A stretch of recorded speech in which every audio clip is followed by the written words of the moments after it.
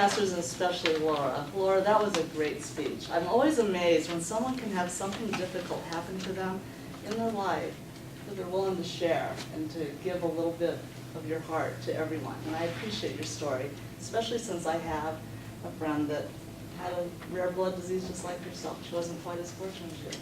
So I'm really, really thankful to hear your story. You opened up jumping right in. You came right up to the subject of the matter, and you started sharing with us why you were talking to us about lifestyles. You had a reason to reevaluate your own lifestyle. And I know we hear about how we can improve our lifestyles on the media everywhere, and some of us take it to heart, some of us take the time to really reassess ourselves, but you were kind of forced to do that, and I thank you for the reminder for myself. I'm actually always having to re-look at those things. The structure of your speech was great. You had a good pace. I could follow what you were saying all along. When you first walked up here and you were looking to wait for everyone, I thought this is going to be a very soft-spoken person and I'm not going to be able to hear her. I was sitting over in that area of the room. You were articulate, you were loud enough, and I was able to follow everything you had to say, so that was great.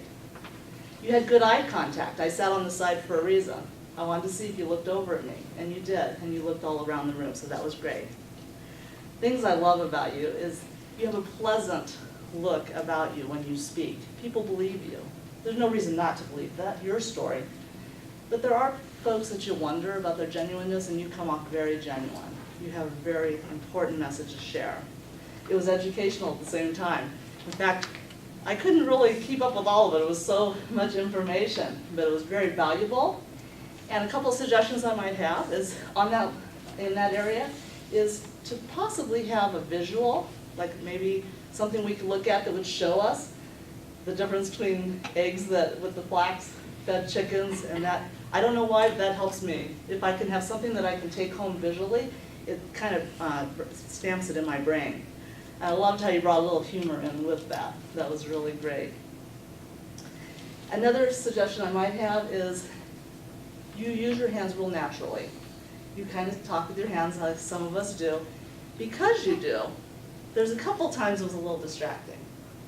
And I would just suggest that maybe, since you use your hands, when you plan your speech, think about purposeful hand movements. Think about where you're going to place them, just a little bit more.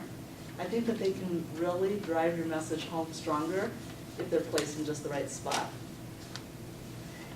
In closing, I want to just encourage you about something. You have a very powerful message to share.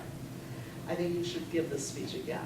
I think you should rework it, give us a little more structure maybe as far as from my story to education where it's clear cut, because I think you have a powerful thing to share with everyone around you.